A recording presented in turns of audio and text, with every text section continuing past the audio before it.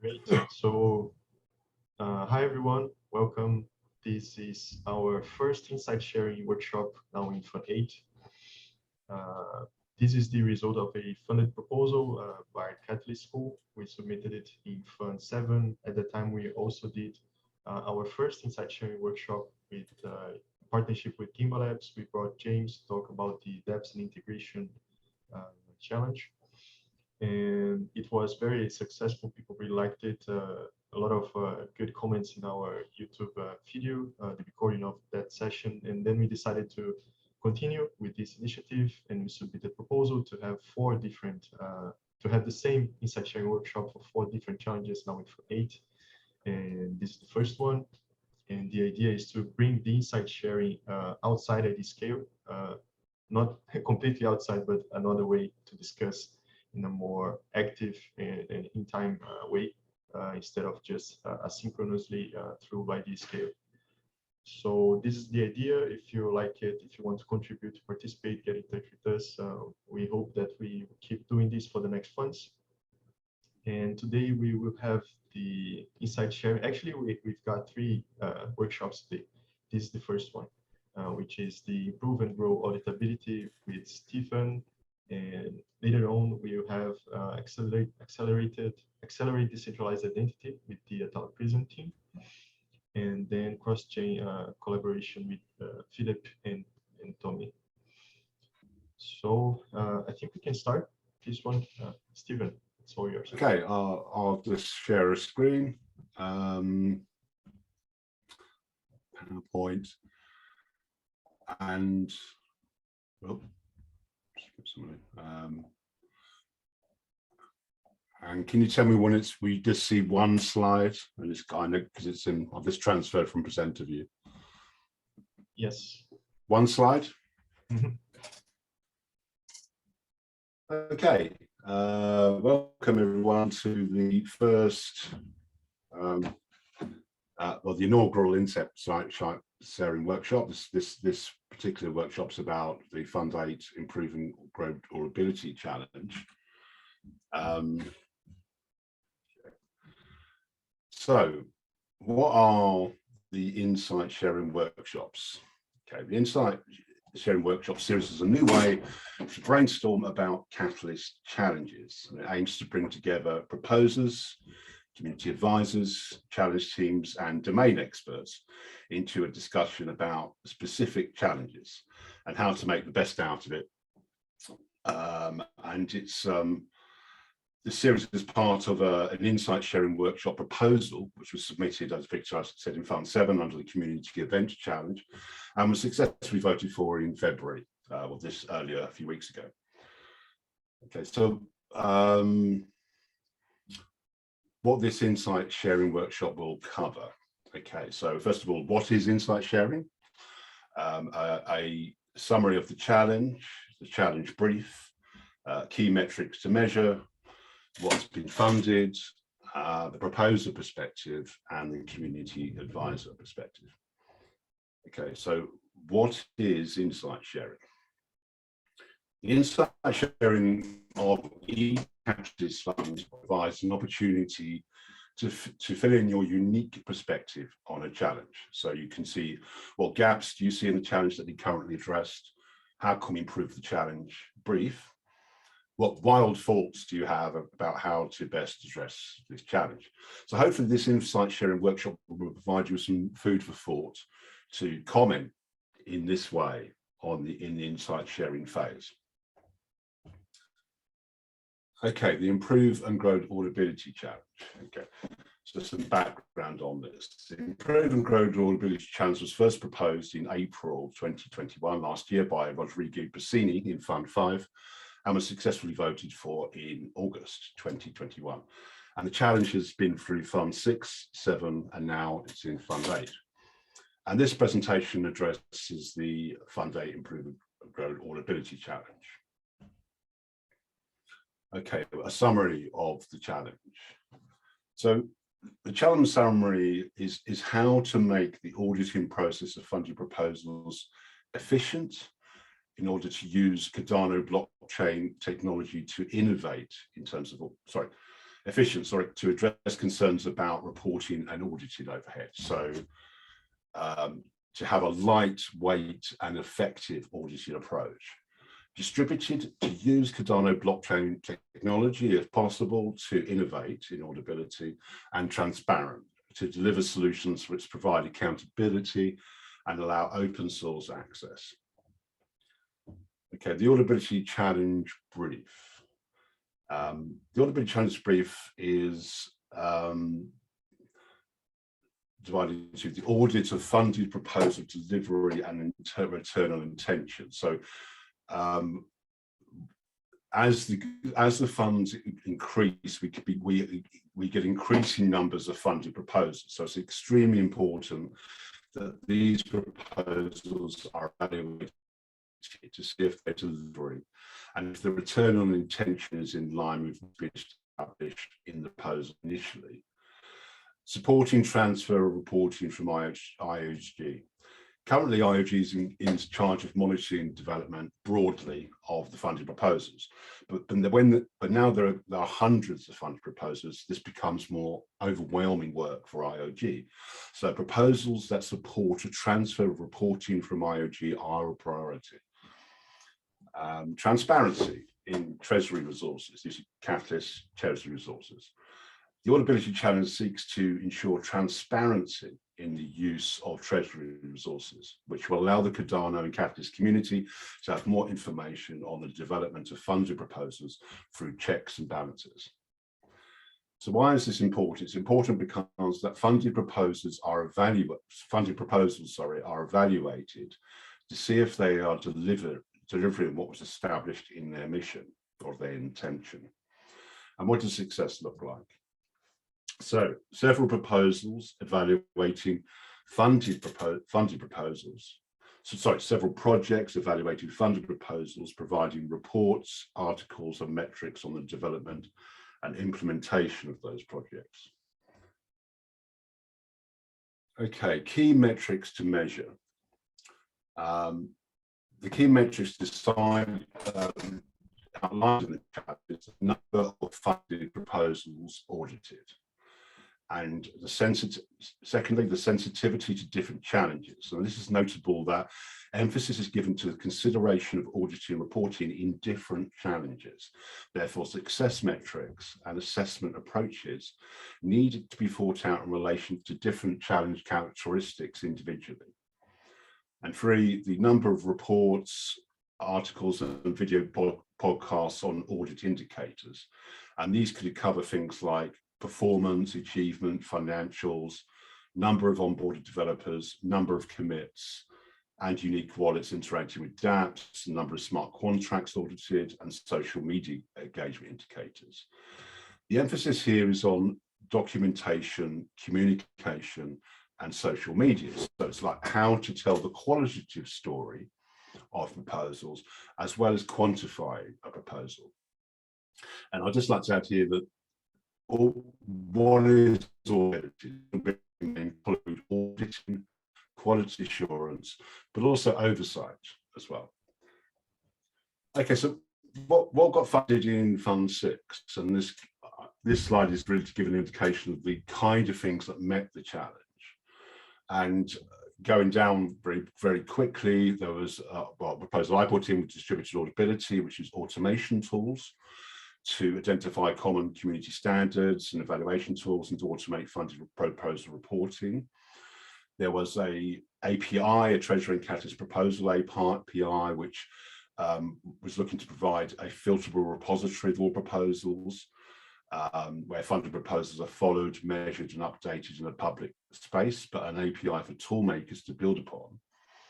There was the smart contract audit token, SCAT-DO, which aimed to provide decentralized auditing through a platform that they were going to build, or they are building, and to share results through their SCAT-DO website. And then there was Pace's proposals for project progress update forms to try and liaise with IOG to import existing updates and provide a progress update form for proposals to use where updates are attached to that proposal data. there was a proposal by VADA, auditing African proposals, which was a slightly different approach. It's more of a secondary support layer, so more of an administrative layer, an advisory layer, perhaps on the qualitative side, in auditing of African orientated proposals.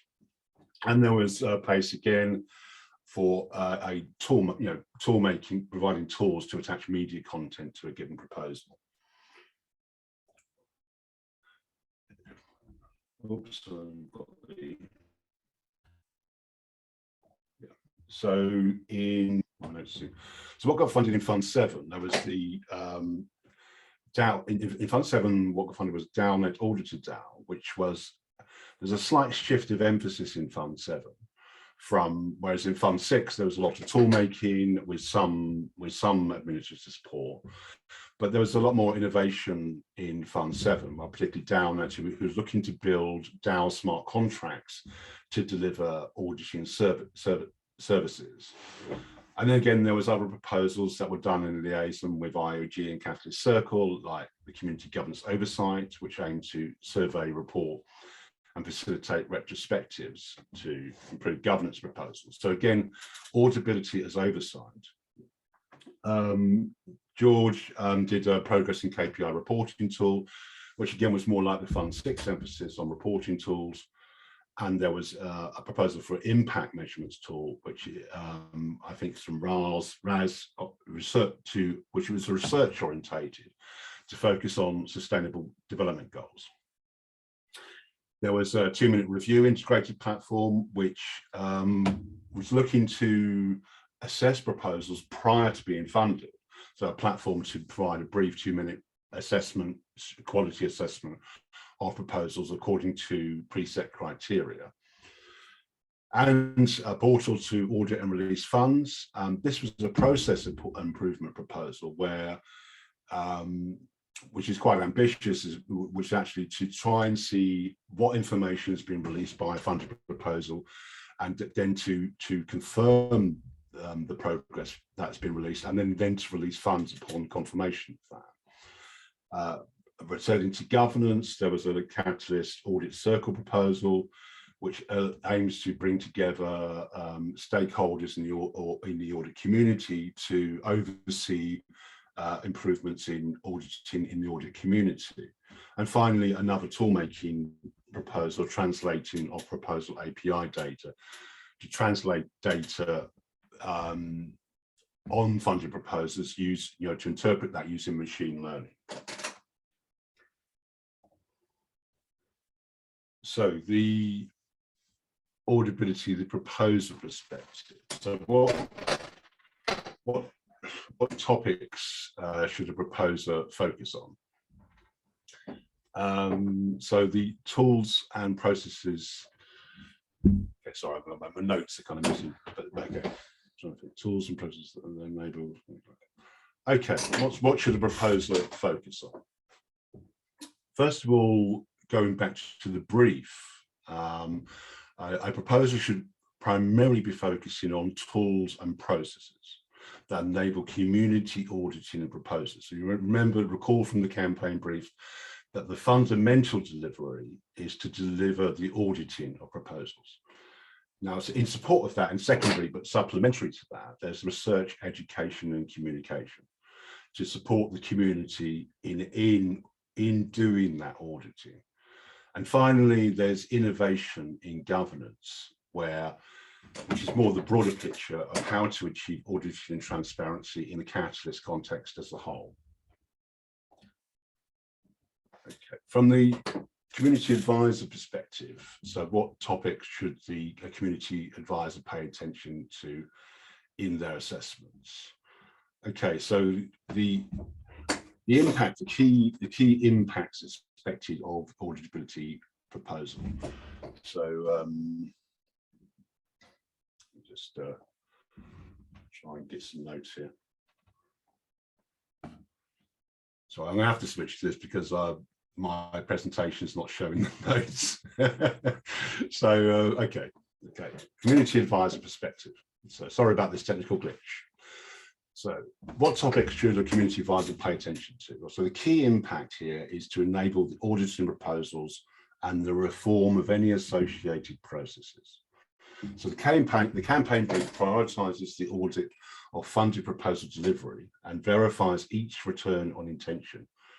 And Audibility proposals that support a transfer of reporting from IOG and seek transparency in the use of Cardano's Treasury resources further supplement and build on this priority. What else does the CA assess in terms of feasibility? Is it likely that the Audibility solution be implemented? So the community advisors should assess the capability of the Audibility proposer to implement their solution innovation or experiment. And that would typically include checking evidence of experience, a supporting team, concise, relevant budget, and a realistic timetable or roadmap that effectively communicates a plan of information, a description of any required fixed resources, an explanation of any technical aspects or specialist language. That's key, the communication, and risks that have been identified with a mitigation strategy. And then Audibility, does the Audibility solution audit itself?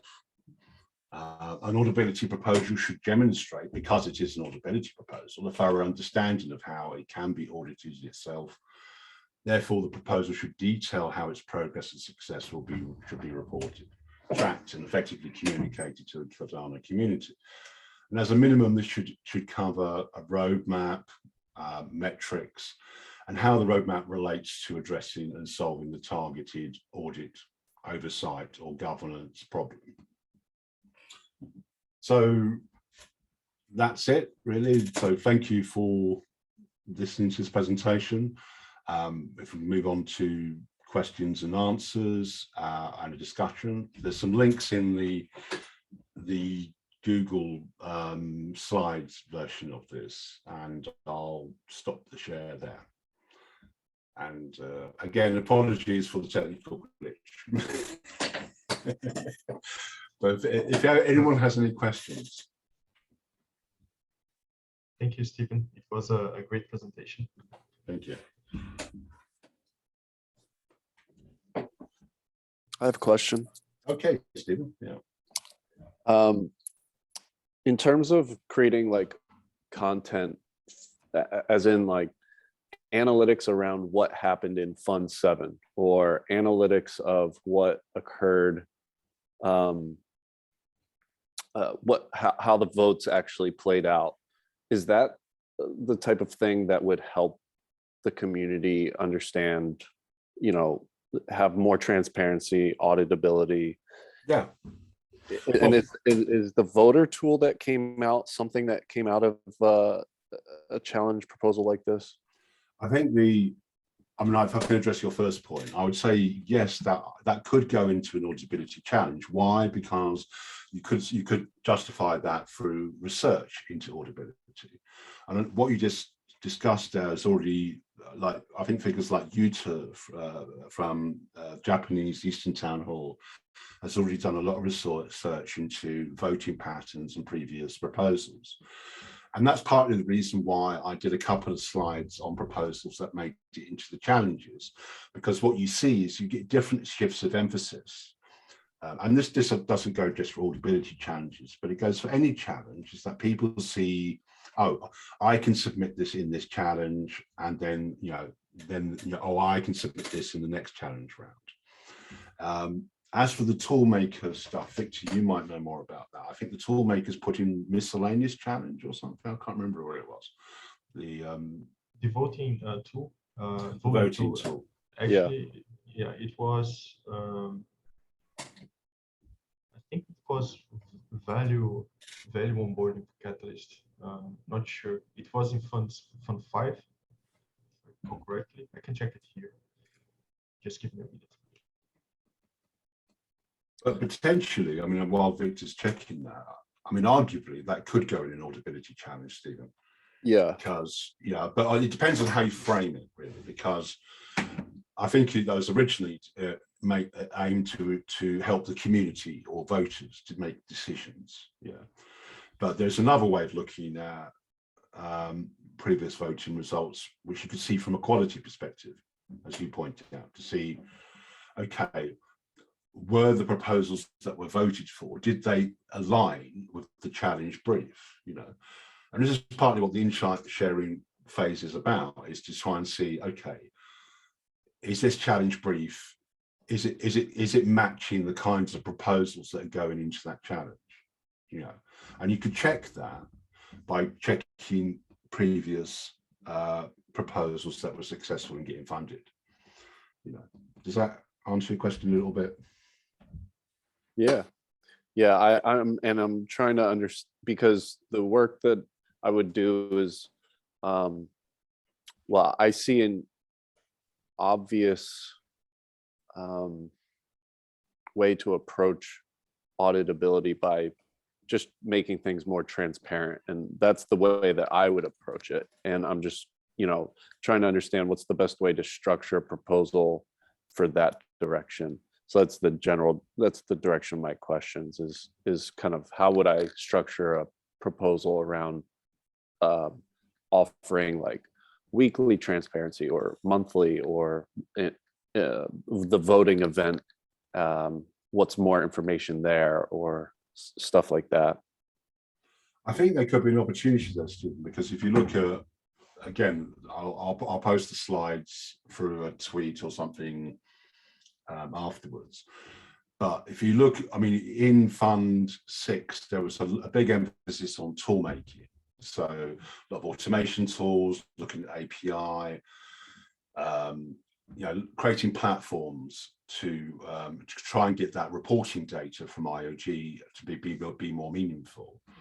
But there is in Fund 7, there was a kind of emerged much more also research approaches, because people started to realize maybe that it's not always easy. I mean, well, IOG are, still have control of the reporting, and they have control of the data. So the actual is quite a challenge to try and you'd have to have a very compelling solution in order for IOG to hand over stuff to you, and then that would be a long process in itself. So what could support that, and what could support that kind of confidence that the community could, take over responsibility, is research, and Raz has done some research, got funded for some research in sustainable development goals. But equally, I don't think there's anyone in a proposal that is doing research into previous voting patterns in Audibility. So you could look at those voting patterns, and that would also show you maybe, what the voting community is interested in from an Audibility perspective. I mean, I renewed the, I renewed the Fund 8 Audibility Challenge, and I actually was a bit concerned that it wouldn't get reset, because the impression is it's quite a boring subject, but actually it got really successfully voted for, and it's been successfully voted for in 6, 7, and 8, and that shows that voters are concerned about audit issues, which is interesting. So there is a demand from general voters. I don't mean, our community might be a bit misleading in terms of the priorities. So you have to bear in mind, like, your general voter who's going through the app and they see something that is related to audit, they might think, yeah, of course, a distributed fund needs oversight. It needs auditing. It needs, to be checked. So there's an opportunity there. Thank you. And thanks for the presentation. Oh, I'm sorry about the technical. My notes kind of went funny at the end, but there you go. Stephen, do you have any information about the audit team that IOG is working with the community? I think this is the challenge team, or the audit team. Okay, I can give some background if people are interested. And by the way, if anyone's got any other questions, just raise your hand and I can answer them. Okay, so to give some background, particularly coming out of last year, there was particularly after smart contracts were implemented, there was a shift of interest onto volunteer in IOG, and of course, and also looking on as we are scaling, and there's more proposals, a shift of concern from IOG onto, are these proposals returning on intention, and how can we improve the reporting process? And in November of last year, there was a group set up with IOG called, was it called the Audit Working Party, I think, Victor? And that involved various people from the community who were already involved in auditing initiatives like myself, but also people who've been funded in the Auditability Challenge, like Eric Helms of SCAT-DAO, tool makers like Phil Koo of AIM, and George of Kpis, George Lovegrove, that is, and also challenge team leaders like Joe Allen, who is the lead on the Fund 7 Audibility Challenge. And that met for a few months to try and improve the reporting process. And one of the tangible things that came out of that was, depending on how you look at it, a kind of retreat to more simpler reporting. So previously they had this twice, I'm not sure if anyone's funded here, but previously they had this twice a month reporting kind of cadence, where on the 10th of every month you did a kind of general report, which is like a qualitative report saying how's your project going, and then on the 25th of every month you did a much more quantitative report, which was about how you met your KPIs. And the feedback from the community was this was too much of an overhead. Rather than go on, I'll interrupt myself and I'll let Evia ask a question. Thank you. Yeah. My question is this publicly available, and where can we find those reports? Yeah, okay, I can provide a link to, there is a Git book which is maintained by George Lovegrove on that, which records some of that activity, which I'll try and find, and I'll drop into, I'll just try and find that now.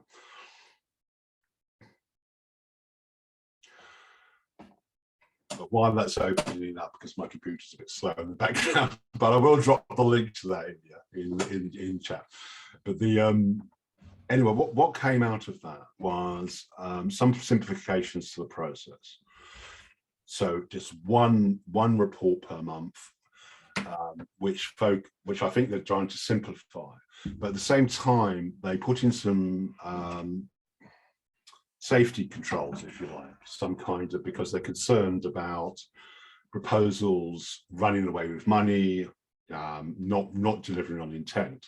So now there's this new thing where they are saying, you have to complete the project, you have to say how you've completed the project before you get the final release of funds. So that's what the audit working group was. And the audit working group ended, or was closed a couple of weeks ago. It's not continuing on, but there are other initiatives in the pipeline.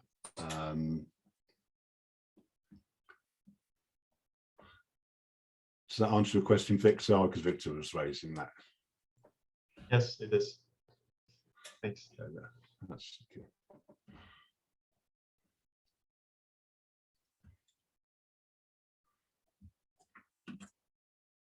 Okay, Ilya, here's a Catalyst auditing Git book, which is maintained partly by George Lovegrove and partly by me, which documented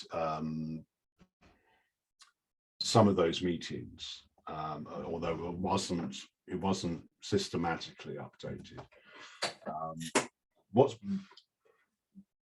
What is happening now? I mean, it was IOG who cancelled the Audit Working Party, and actually cancelled it on the day the votes came in for Fund 8. And funny enough, on that day, we got funded for something called Audit Circle. And I'm a co-proposer on Audit Circle, but there's also, it's a community proposal, so it's co-proposed by Joe Adam, who's leading on the Audibility Challenge for Fund 7, from Eric Helms of SCAT-DAO, for Ron Hill of Spokra, and so on. So different people from across the community. And the idea there is a kind of community replacement for the working party, which will work with, so the idea is to have bi-weekly meetings to oversee audit stuff from the community perspective. And that's something that the community might be able to participate in, but that's currently just been funded and will take a couple of weeks to set up. But that's in progress. So that's the current situation in relation to what the community are doing about auditing. There's also the Fund 8 Audibility Challenge team, which was finalised this weekend. And that is, can drop the link to that. Again, there's a Git book which is managing that. And I'm trying to structure the management of the challenge team to try and create a template for other challenge teams.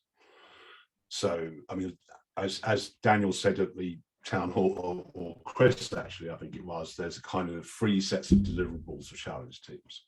There's a town hall presentation, but actually in this case, because of Victor's and Lucio's and Catholic Schools initiative, that's kind of supplemented by insight sharing workshops now as well.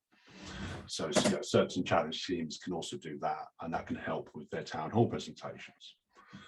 And then the second deliverable is can the challenge team, is how the challenge teams can assist proposers who submit proposals in their challenges. You know, like, so things that come out of that is like everything from saying that a challenge team exists for their support to maybe a more friendly approach by commenting on people's proposals.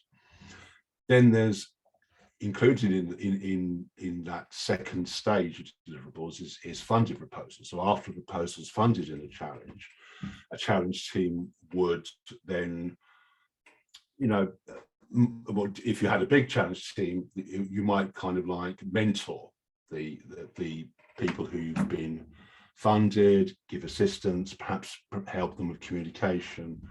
And then finally, the final thing is a retrospective for a challenge team, which is a chance to give a final perspective, to tell the story of the proposals in that challenge, what hasn't worked, what's worked, does it, and you know, going back to Stephen's point, does that relate to the challenge itself? Does the challenge need a reform in itself?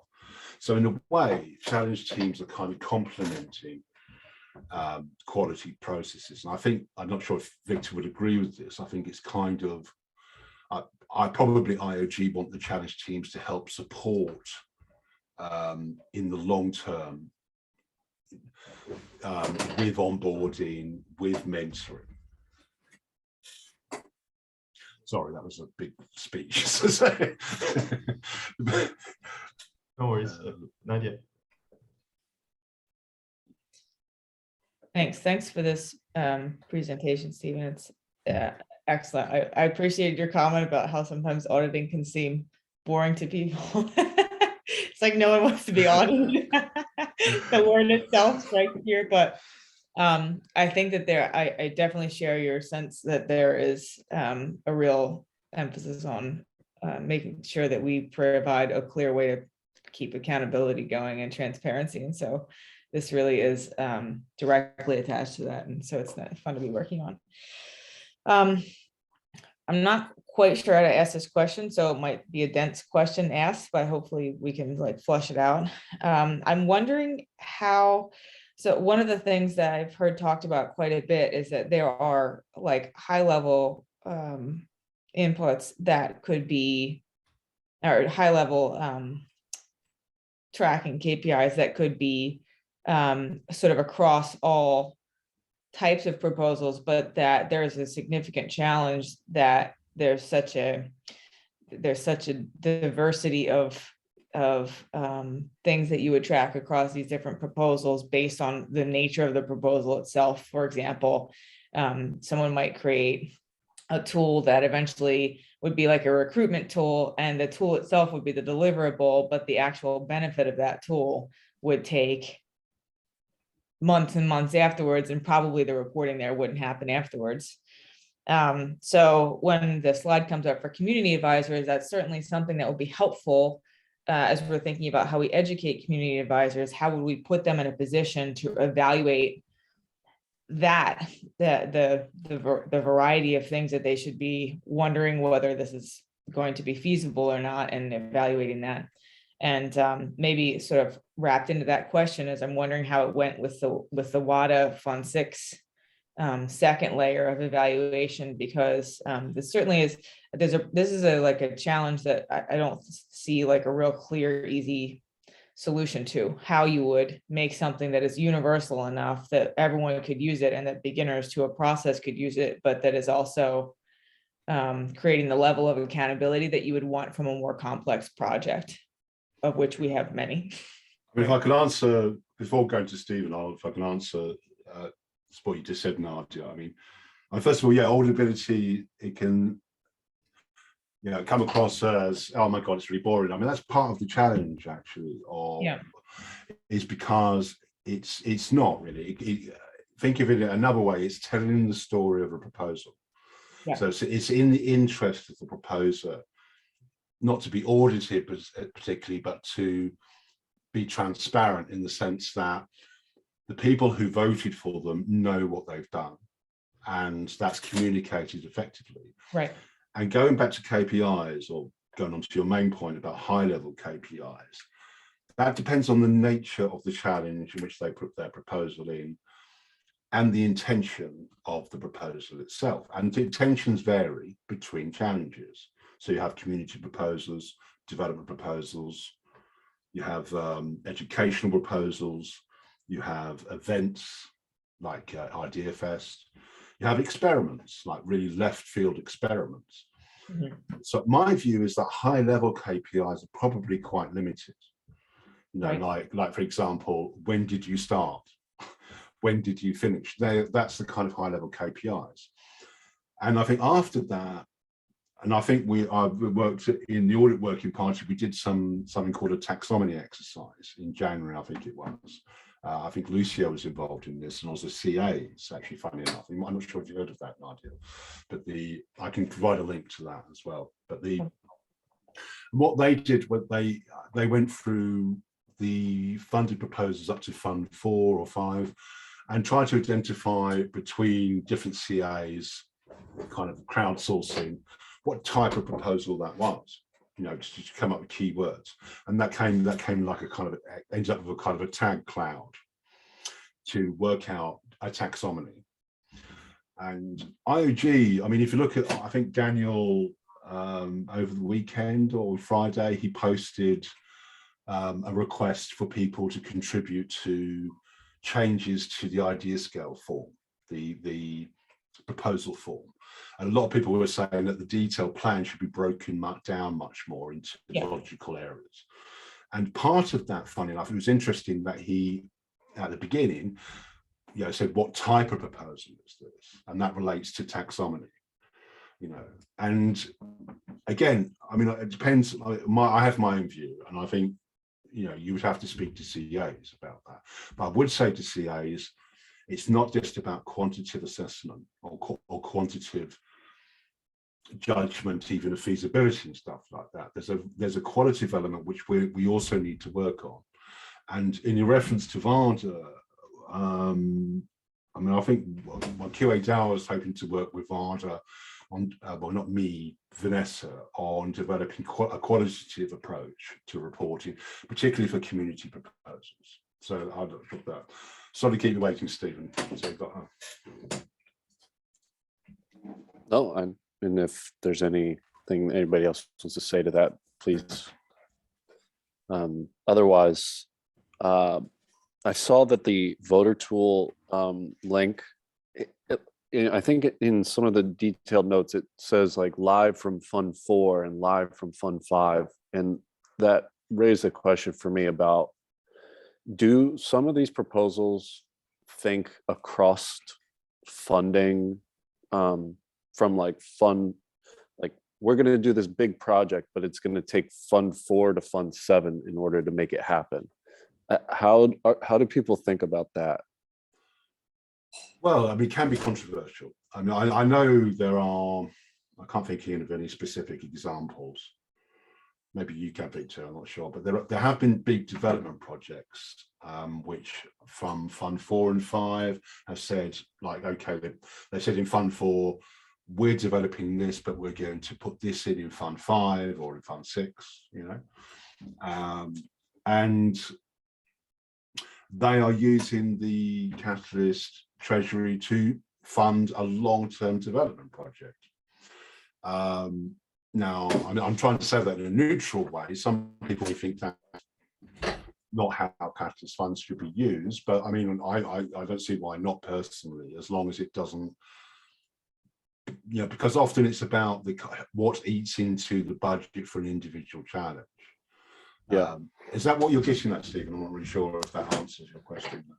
Yeah, no, I'm just wondering how it kind of works and like how it's viewed from the community and also the community advisors, because it seems that if you're spanning more than one fund, or if it happens, you propose the project in Fund 4 and you realize that it's not going to be completed in Fund 4, like how does that, is it thought like that? It depends on how you segment what you're doing. Let's say you want to build, and this is just hypothetical, let's say you want to build a wallet or something, okay? The wallet to beat all wallets or something. But you have to segment that development into, say, 4 sections. So I don't see anything wrong with saying that in this fund, we're going to develop this bit of the wallet, okay, but this won't complete the whole wallet, if you see what I mean. Yeah. And as long as you scoped it within that, I don't see a problem with that particularly. Okay. Although I'll be interested to hear what Victor has to say on that. But what do you think, Victor?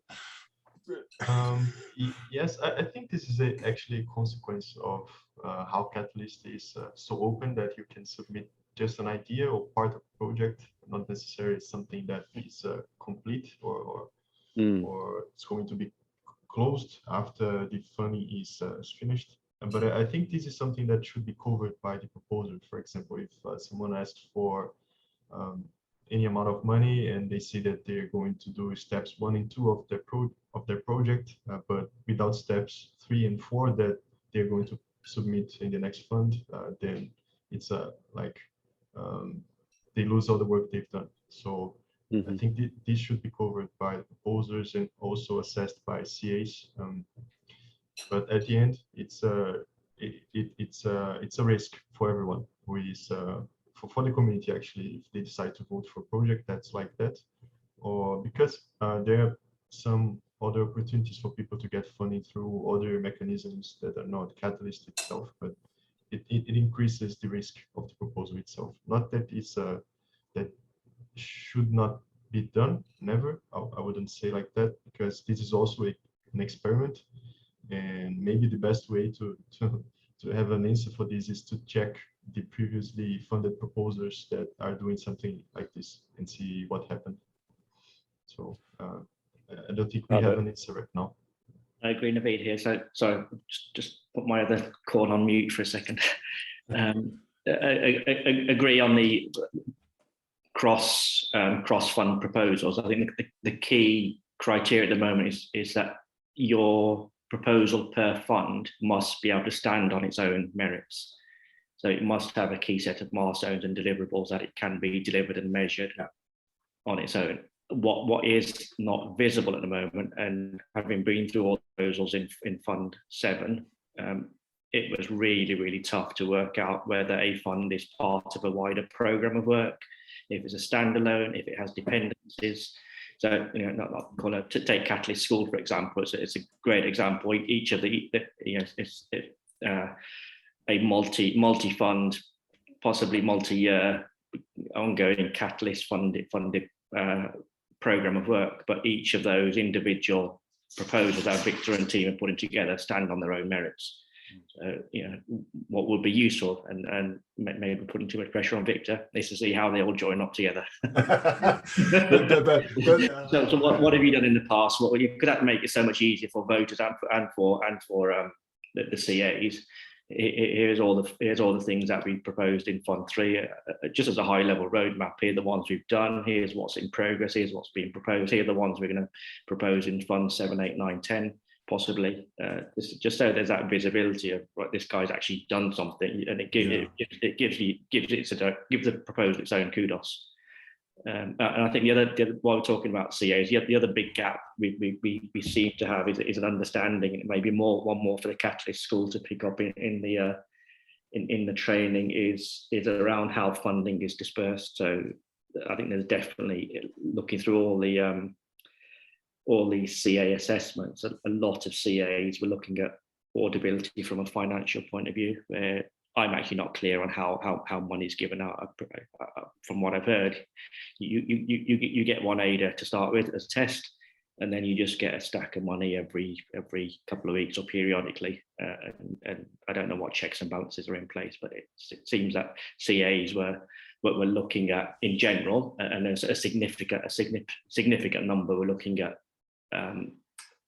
financial auditing as a key criteria, where it's actually not at the moment, unless I'm completely misunderstanding how money is given out from the Treasury. I mean, Naveed, I think you're spot on there, because I suppose what that speaks to is going back to Stephen's point about funding across multiple funding cycles and even across different challenges. I suppose you're absolutely right. You have to deliver something in the fund cycle that you're proposing in, and that speaks to the impact of your proposal. So the impact of your proposal, you have to do something in that fund. So if you're funded in Fund 7, like Catalyst School, or Fund 6, they have to deliver something. They can't just say, "Oh, we're going to deliver something which is going to be completed in the next fund," and that relates back to the implementation. I'm picking up on the financial probity side of things. It's interesting that in both Fund 6 and Fund 7 in the Audibility Challenge, there was, I think in Fund 6, there was Derek Helms of ScatDow, who's very much interested in financial probity. And the problem there is the community and the nature of the experiment, because there's a kind of a resistance to that, in terms of a kind of a balance between how off-putting it would be to be very tight on financial probity, like to say to this. I think there's more than one now audibility proposal which tries to link deliverables to release of funds, for example. But that's a very controversial issue. Because because it's seen as it can be seen as a disincentive to putting in a proposal, particularly experimental proposals, and we're in an experimental environment. Now, Stephen, there could be an opportunity here for you to put in a proposal in Audibility for Fund 8, for example, if you're into research, because what you could do is look at the previous patterns of the kind of risks that people took, in Audibility, you could say, well, there were these audibility proposals put in looking at financial probity, but how will that work in the wider Treasury fund? So these issues all raise their head. Got it. Yeah, that makes sense. Thank you.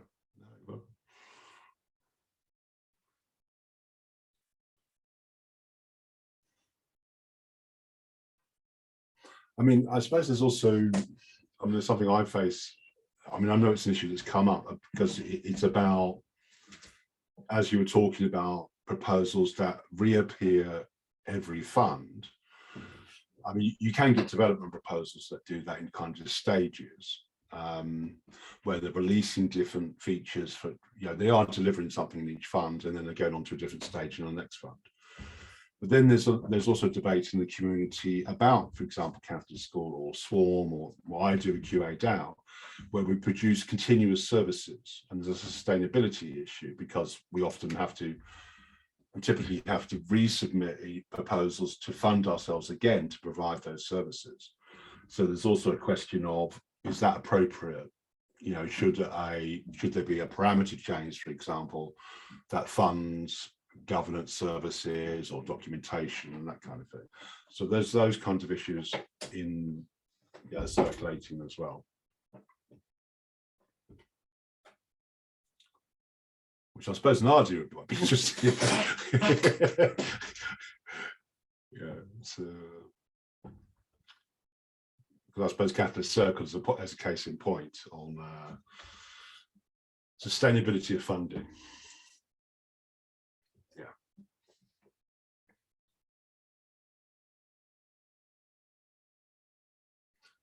Gone very quiet. Stephen just asked a question here in the chat. Maybe you like to mention it, to talk about it, Stephen. Who would implement the improvement that would show up as a challenge category? And then I suppose there's two ways to improve a challenge setting. Obviously, any challenge setting that's been set by the community has to be reset by a member of the community. Is that what you mean, Stephen? Or my question was, I guess, around what Ilya had submitted for a problem in the problem sensing category, and then I was just wondering, how does, from that moment, does it get actually implemented? If so everybody agrees this is a problem, and then it formally gets set as a challenge, and then proposals emerge to solve that challenge? that would be an ideal situation. That hasn't happened. In the problem sensing section of idea scale, and even in insight sharing to a certain degree, a lot of the insight sharing that's been done and a lot of the problem sensing that's been done, I've kind of there's people have been left there. There's no natural route from that into the process, into the funding proposal process. And that's, I mean, I suppose that's the nature of the experiment. Some bits of it, I think the intention was that the community would raise problems there or insights, and they would be picked up somehow. But it's that somehow, because they haven't really been picked up, in my view. This is my point of view, by the way. I'm not saying, again, that you could see that as an opportunity. So you could say, I mean, you could put in a proposal in, for example, and say, why isn't this problem sensing being exploited, being capitalized on? And you could put a proposal for funding to say, I intend to capitalize on this by doing X, Y, Z kind of thing, or Gotcha. Similar with instance. So you have to remember that no one is writing this process for us. Okay, it's in a sense, you just see what I mean, because it isn't. Yeah. In a sense, it's a kind of relationship that the community have with IOG. So if you can make a mark on, or make suggest things that, I mean, particularly constructive things, particularly solutions, then they may be picked up. And of course, as we all know, there's lots of things to improve in Project Catalyst. So in that sense, there's lots of opportunities. Yeah, you have to wrap your head around it a different way. Yeah. Sorry, Nod, did you raise your hand? Yeah, I think to that point, it's very interconnected, the whole thing. People think about auditing as like we went through the whole process and people got their proposals approved and they did the project and now it's done and we should get to know what happened. And the auditing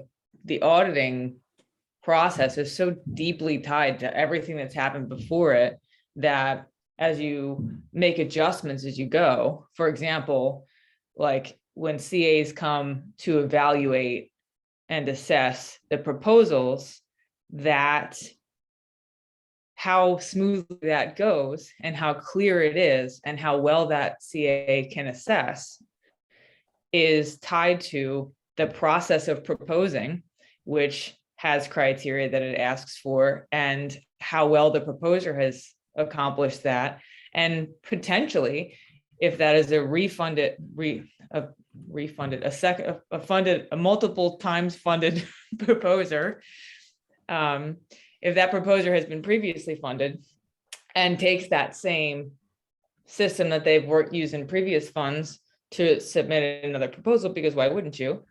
But that has the same issues, then the CA will meet those issues. And if a proposal gets through without really having accomplished its requirements for thinking through how it's going to provide the deliverables and report on the KPIs, then now at the end of the process, the auditing for that proposal is much more time consuming and or complicated. So it's not just auditing as a silo here at the end, but there's so much of it that feeds into itself. And that as we have this conversation, I'm just thinking of, we've been thinking about how do we educate the CAs to be able to do the assessments within a criteria that makes the assessment successful and high quality.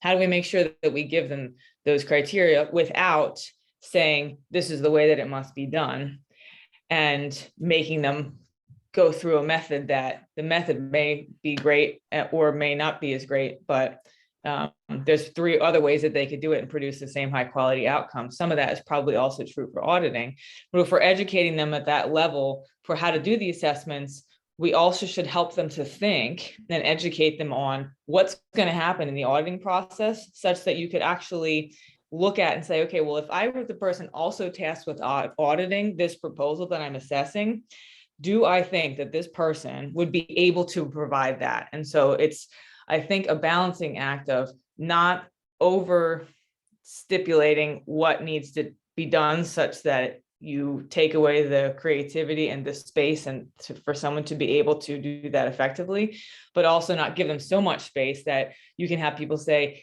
yes, they have a plan to be able to complete the project, and who knows how effective that plan will actually be, especially as it's related to the thing itself. So I think, Victor, as far as when we think about educating and what we're doing as far as providing each of these groups direction, this is a really important thing, that people understand that the process is vast and not just a point in time. It's all very interrelated. Yeah, it is very interconnected. And I mean, it may have been a part of the problem in the past because we have a crowdsourced assessment process for the CAs, essentially.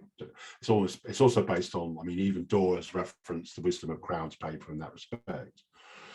And that has created its own problems as proposals have scaled, as we saw in the last fund. But also it's not in isolation. And we're, as a community, we're starting to learn this. Like, for example, as I just said a minute ago, like Daniel's suggestion to segment the detailed plan section of the proposal. Because what that would do, if you broke the detailed section down into, say, so you had a clearly defined budget section, risk assessment section, marketing section, or something like that, then that would make it would give a framework for the proposer, okay, but also in a sense it would pre-audit the proposal, because it would provide a context. At the moment it's just a wall of text, so anyone can just dump stuff into the detailed plan. It also makes it easier for the assessment, the community advisor perspective, because it gives a framework of assessment for the community advisor. And I think the community is starting to be aware of this. It's obviously lags because of our relationship with idea scale, the time it takes to make changes on idea scale, etc., etc. And but then finally, once the CAs have, if we implemented that, it would make it easier from a scaling perspective for the CAs to assess it according to the segmentation of those things. Perhaps it'd make it easier to train them as well, maybe, because it'd be more like bite-sized chunks. Oh, this is how you assess a risk assessment. This is how you assess a budget, kind of thing. And then also after that, after it's funded from an auditability perspective, it makes the auditability and oversight perspective easier, because it also then carries it forward. So the actual design of the proposal itself impacts all these things going down the line. So I agree, not it's very interrelated, Well, and I think it also behooves us to think about that, because if we change things in one place, you have to understand that you're going to really affect other people, maybe unknowingly. And even having that conversation would, when I say other people, I mean, you're going to affect the proposers if the CAs change how they're thinking about it. You're going to affect the auditors if you change the CA assessment process, and probably lots of little steps in between we're not thinking about. So it's important to have that as a consideration, because every step gets more difficult if we're just handing junk down the lane rather than having this in mind and start and finish. It's true. I think from looking at where we are on the overall Catalyst roadmap, we're only in Fund 7. I don't know how many funds this will go on for, but the feedback loop will almost certainly come back to the proposal and the proposers, and they'll get hit the hardest. So we're trying to generate volume and get people's ideas out, and just keep that thinking going. We're just got to be careful that we strike the balance between the great ideas and doing all the boring stuff, like getting the project plan and the milestones, deliverables, and finance, all these things lined up that make auditability and CA work easier, as opposed to, I've got a great idea, let me think about it and work it through, or develop it, as proposers like to do. So it's where we it's probably a more bigger than auditability, but where do we place the priority on the impact and the idea, or on the feasibility and auditability? Yeah, I mean, picking up on that, Naveed, you've got a great point about saying, like, we're still, it's perspective. Are we quite early in the process? Like, Catalyst process, like Catalyst has just barely been going a year or so, and it's paying attention to that scaling issue as well. And I know that it's probably likely that the doubling of funds will slow down at some point to slow down the scaling, so that we can make sure that we have the capacity to continue assessment, to continue improvements to the process, particularly as governance changes come in through Voltaire, for example. So there's probably going to be a balance between innovation and experimentation, and then the kind of day-to-day capacity that we have for administration, documentation, assessment, all that kind of stuff that needs to happen to make things keep going. I guess also the flip side is, should we be setting a stricter rules now while we're relatively small and proposals are, they're not in the millions of dollars yet. If I saw a multi-million-dollar proposal come through and it was the sort of quality that we saw in Fund 7, it would worry me, and then the financial probity guys will be all over it. I think I've heard people in the community say this, that I'll suggest it rather, that what might be likely to happen is different levels of assessment for different budgets. So if you had, like a 5K, $5,000 or something, you would assess that differently to something that was 50,000 or $1 million or 500,000, that kind of thing. And I think that's almost inevitable, particularly where it comes to financial probity, because I think it is, at the moment, financial probity issue is being resisted, but I don't think it can be resisted for long, particularly as we have proposals that make it into potentially millions, because there's too much reputational damage potential there, So what I suspect will happen is a segmentation of kind of a division of reporting into allowing there to be greater risk with lower budgets, essentially. I don't know what you think on that. Maybe it'd be quite interesting to hear. Yeah, absolutely. It's something I've implemented a number of times before. So you keep it very simple: small, medium, large. Yeah. And just try and work out what small, medium, and large looks like. And then even in terms of how much detail proposers need to give in each of those categories, that kind of drives the whole process. I have to dig out some notes from years ago. Yeah, Ilya, as far as I know, data about whether funding has been stopped or not is not available. I'm not sure if Victor will correct me. I'm not even sure if it's recorded, actually. At recent town hall, I think IOG have now said there are proposers who have run away with the money. That has happened. And it's more than one. We don't have the data on that. And again, I can understand maybe IOG's perspective on this. They are saying it has happened, but there may be liability issues, maybe, or legal issues. I don't know. But of course, even if it's one or two proposals that have run away with money, that's already a sign of things to come.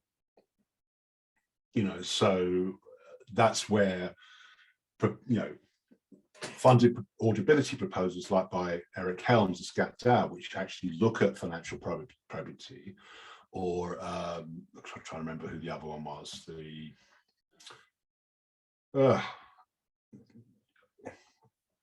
Yeah, I think there's an ES in Fund 7, an impact measurements oh no, not an impact, yeah, a portal to audit and release funds. There was a proposal called a portal to audit and release funds. So that what that was getting at was, has this proposer done what they've said they've done? And then only when they've said what they've done do you release the funds. Now, you know, there's no data on that specifically at the moment. Well, there isn't, because the way that funds are released does not bear any relationship to deliverables beyond proof of life. What I mean is, if you put a funding proposal in, and let's say you've got, like, say, $20,000 or whatever, there's going to be a preset release of funds. That's changed slightly because there's now a tweak to that, which is a final release of funds, but it's not related to your deliverables. You know, you'll get those funds anyway, you know, until your final project report. You know, so there's a lot of issues there, and also yeah, also there's that balance between the disincentive aspect of it. So, you know, lots of issues. I've got more problems than answers. Yeah, I think, Nadia, that's right. I mean, I can't maybe misrepresenting Scat Dow's proposal a little bit, but I suppose I was more thinking of the proposal in Fund 7 called a portal to audit and release funds, which is more relevant, I suppose, to what we're discussing in terms of that relationship between deliverables and financing. Yeah, I suppose. No, Ilya, it's not related to KPIs. No, I mean I mean, there's some people who think it should be. You know, it's so not yet. It's not yet, yeah. But I mean, I suppose it's the, you know, Chris, yeah. I guess I could talk a little bit about this being the Circle Treasury management. We got funded for that, and a little bit about what we've been doing with Stephen in the GitHub and with Andre, and integrating the system and Audibility, and some plans we had with the NFTs and proof of work and proof of life, and using the tokens and the handles and the staking keys to generate codes and voting measures. So we are kind of steering down that path of testing these things out. But again, there's stuff that's going to really break. So we got to test and be like very cautious. And, you know, I think that's part of the game.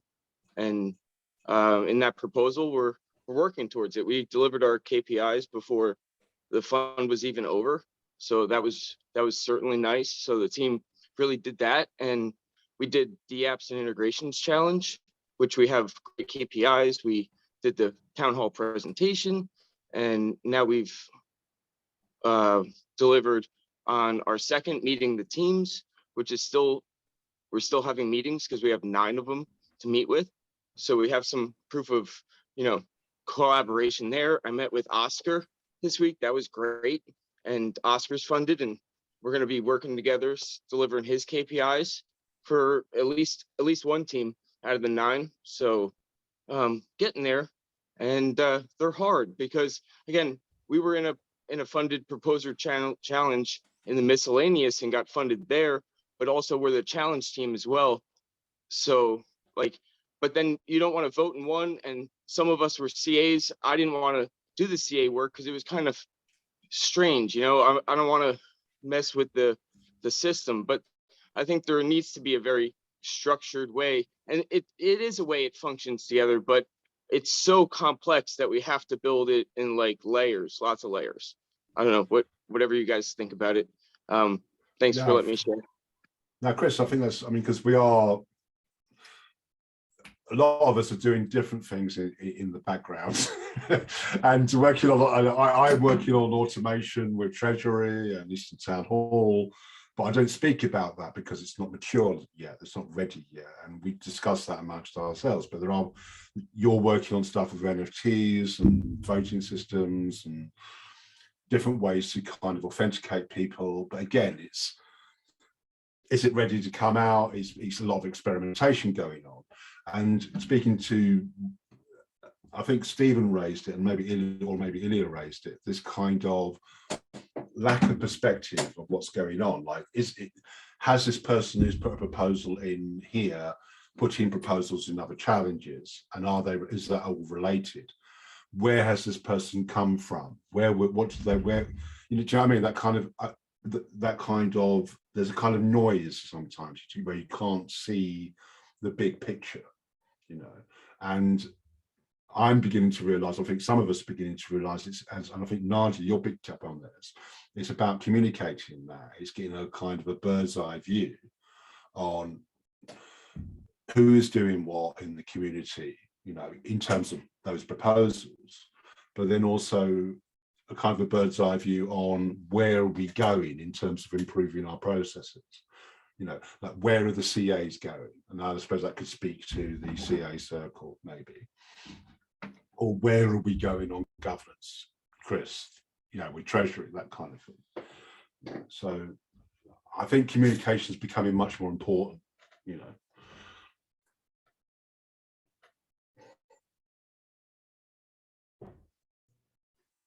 Yeah, Chris or Nadia.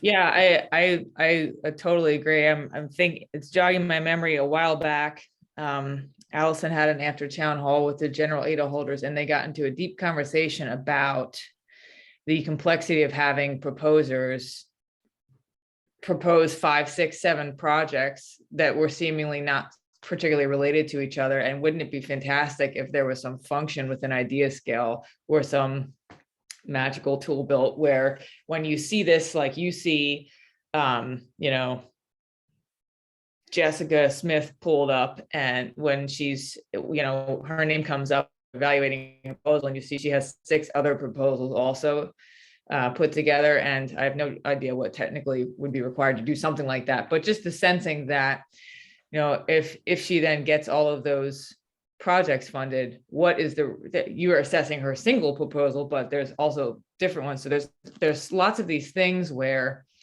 you know, we're starting to really see that, but that conversation might not come up in an auditing conversation. So there's, you know, we're able to start to get a sense of the interrelatedness of it. I mean, interestingly, Nadia, trying to correct the link, the one that's most top rated proposal in Fund 7 Audibility was a proposal called DAO-net, Auditor DAO. And they actually said in their proposals, look, we have these proposals for that are related in these other challenges. Yeah. Okay. And that was really helpful because they also gave a rationale for that. They said, this is why we're doing that, you know. And you could argue maybe that's should be part of the CA process, you know, that, or incorporated within, you know, what the quality assessment of a proposal. So I don't know how you would frame that, but something like if you have a strategic, if you're trying to implement a strategic project in one fund and you're doing it across multiple challenges, you must specify that in your proposal. Right. And you must give a rationale for it as well. I mean, I think that's reasonable. There's also so much, it's another educational piece as well, or maybe just for people thinking about it, because you gain so much by having someone report out on how it went. And not all of those things, to understand and to have the community understand what was learned in a process. And this is not to say if this is the best case scenario that something wouldn't go as expected, but generally things don't go as expected. And the reporting on that is just as valuable. Here's what we failed at. We succeeded at this, and here's where it's going to go. And here's how you can follow this project as it goes forward. So we delivered the tool, and now we're going to keep going. Follow us here. This is how we're going to continue to let you guys know. But also I really think, as much as the KPIs are important and often more maybe quantitative data wise, it's really important that we have an explanation of the story of what's happening and why this is important. Because as our community comes together, sometimes people are they've only come because they're interested in I shouldn't say it that way. I don't mean it that way. I mean, they've come because they're primarily interested in one thing. Like, they've come because they want to make an impact in climate. And it would be really helpful for them to technically understand what the formation of some of these tools is going to create, but it's not as easy to understand. So I think in our considering of the auditing process, also need to understand how we're going to build the bridges of understanding and tell those stories, at least so that we have a focus and an emphasis on it, for people to be able to come up to speed in a way that feels organic, rather than they have to, go through a lot of in-depth white papers and read a lot and, get a degree and all that in order to just be conversational within our ecosystem. I mean, you raised 2 points there. The first point on change of scope or change of intent, and it's something I've had to grapple with, because let's say my open source training proposal, I got funded for in funds, I think it was, and I had to delay it a while because I was trying to resource it, because I was on Catalyst Circle, but it was funded under the Entrepreneurship Challenge. Okay, so the way I had to frame that proposal was to say, yes, I'm going to do open source training, but it's going to be delivered to entrepreneurs or entrepreneur thing. And frankly, the scope of my proposal has changed slightly, because I'm going to be delivering open source training to the community. It might have in general, and it might have an entrepreneurial element, but strictly speaking, I have to be honest, it's a change of intent slightly. And I was thinking about this over the past few weeks, and I was thinking, okay, what I should do is kind of lead by example then, to say, here I have, say to IOG, because IOG are quite flexible in this, within reason, and just say, okay, this has shifted. I'm providing open source training to these community areas, and not here anymore. And also I was thinking of a way of making a kind of a process where you communicate that to the community, and so the community have an opportunity to say, oh, that's okay, or we're okay with that, or not, kind of thing. So that's kind of missing as well, but I suspect it kind of puts people off, because, as you say, once you get funded for something, everything changes. You might put in a proposal a couple of months ago, and by the time you get funded, the whole situation has changed. It's not just in Catalyst, but in the crypto world. Like suddenly NFTs and DeFi is all relevant, and what you're working on is no longer relevant, kind of thing. And the second point about the nature of reporting, I suppose if you're saying it in terms of like telling a story, I think everyone has to tell a story. Even if you're a developer working on the most technical project with the most quantitative metrics, you still have to, and it's there in the CA guide, I think, somewhere. Again, Victor might confirm this, is I think you have to explain technical issues. You have to translate that to a general audience, so it's meaningful, And it's meaningful not just in the explanation, but that the impact of what you're doing is meaningful, you know. So, and then on the qualitative side, I mean, hopefully now, I mean, it'd be quite interesting what comes out of QA Dell's or Vanessa's work with VADA, is looking at that qualitative storytelling where, you know, you're doing community projects or outreach projects or educational projects, and you're doing outreach takes a long time. You know, it can take months to just, you know, and it's not like a development project. Yeah. So.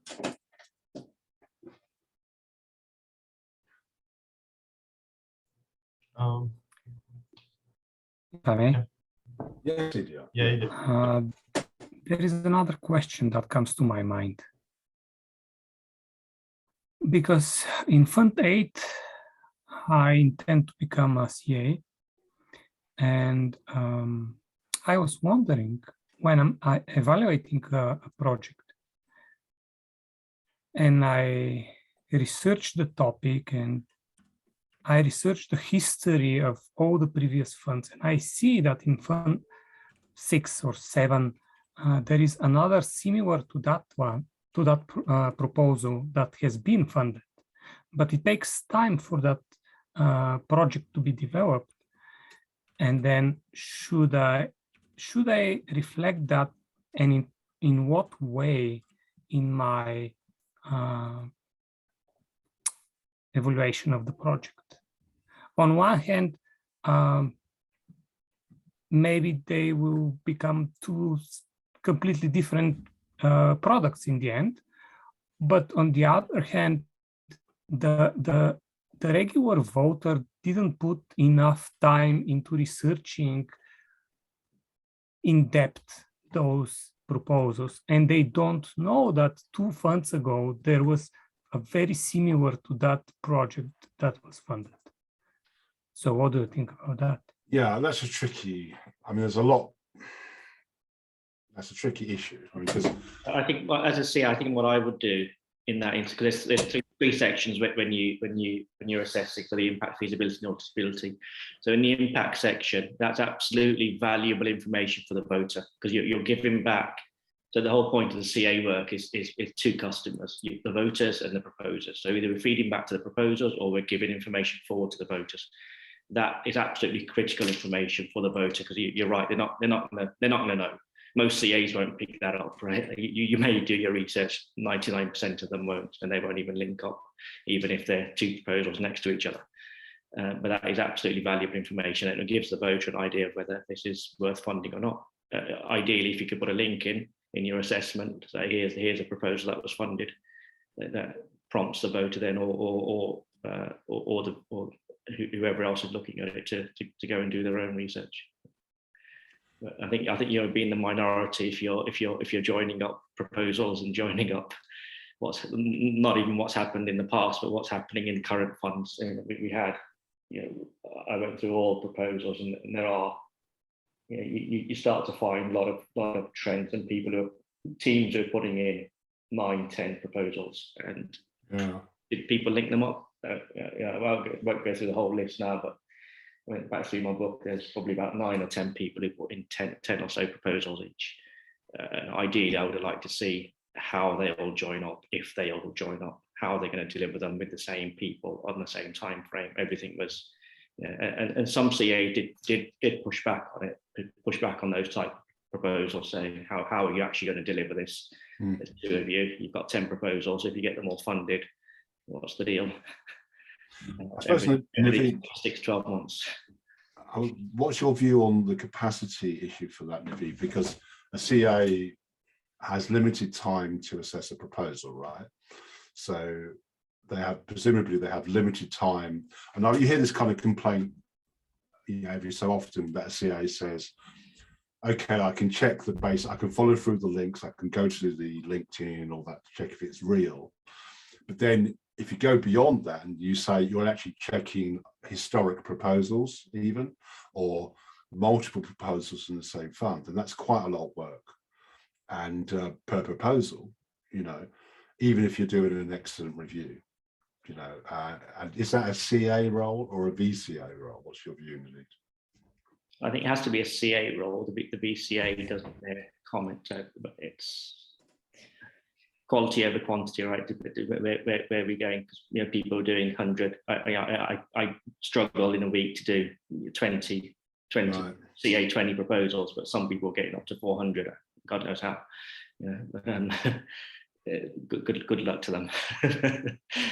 I agree with pretty much everything that you just said, and I also think it's just good to clarify, since you're asking this question and you're starting, Ilya, that 100% there's the overlap issue, there's the volume and capacity per person issue, but there's also, it's great if we have groups creating tools to solve the same problem, because you'll have diversity of tools. So it's not a negative thing to see an overlap of, we have that all over the place in the world, period. So I don't think it's a negative if something's being worked on that's also being worked on in parallel somewhere else, if there is enough of a differentiation of team and maybe approach that we're going to create something that could actually contribute more learning, an additional tool that could be useful, that kind of a thing. So I think those are separate things to evaluate, but it is.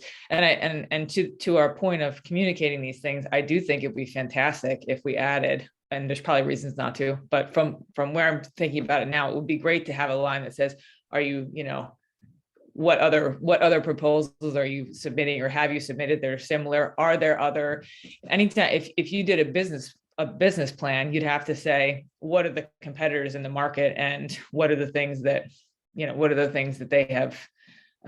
have, who are going to be your competitors, and what are their benefits and what are their downsides? Maybe that's something that, should be submitted, so that you're saving the work for the CA. The person who's doing that proposal should, to a certain extent, be aware of that. Okay, thanks. I hope that answers your question. I'm going to have to start winding down now because I've got a meeting to go around 90 minutes, or so. But thank you everyone for coming along. I hope the presentation was useful and the discussion was useful as well.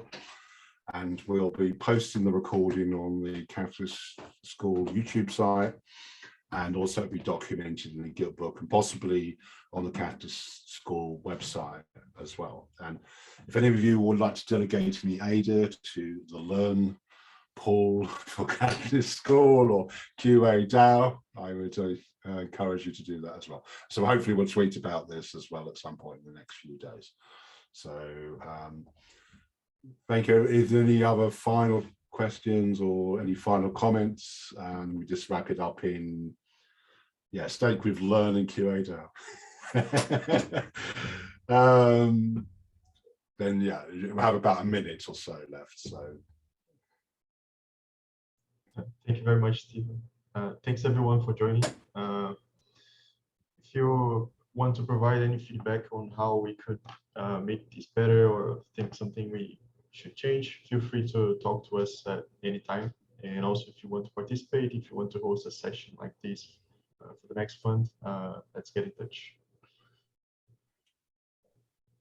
Just to say, I think that the starting point and the deck Stephen put together was excellent. We are teammates, I have to say that. Right. Thank you, Naveed. You've got the boring audit community. But that sort of guidance led us into lots of open discussions, which I think is really useful. Good. Yes, it's about that. That's true. But everything can be improved, so hopefully, we can do that as well. So don't if it's particularly constructive suggestions, Kpis School Discord as well. Yes. Nice. Thanks everyone. Okay, I'm going to